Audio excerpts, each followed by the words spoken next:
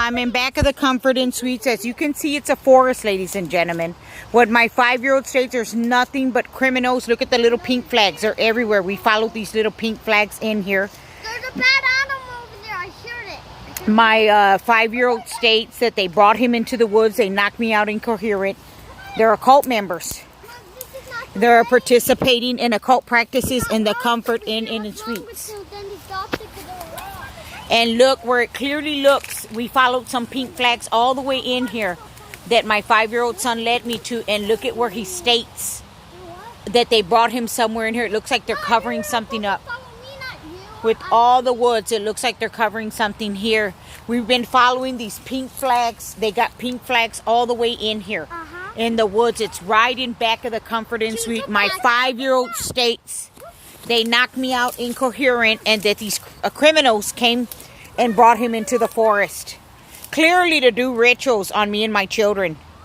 This is the pedophilia light. They look like Indians running this place, Arabs running this place. We got pedophilia lights in back of us, child traffickers of all colors, races, and creeds. They chipped my daughter. And this is what I'm dealing with. And the cops are out there sitting, waiting for me to leave, pretty much monitoring me on the way out.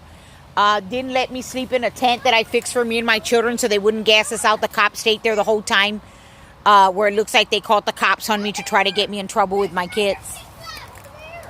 We already passed that one. And it looks like they're covering something here. If you look, there's a bunch of branches.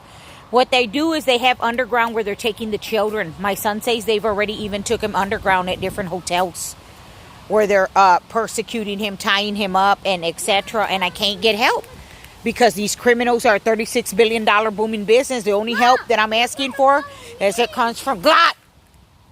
My help comes from God, and I'm showing America today what is going on at the Comfort Inn and Suites. Look at the forest where they make the hotel right in back of a forest. The forest is right. Look at the forest.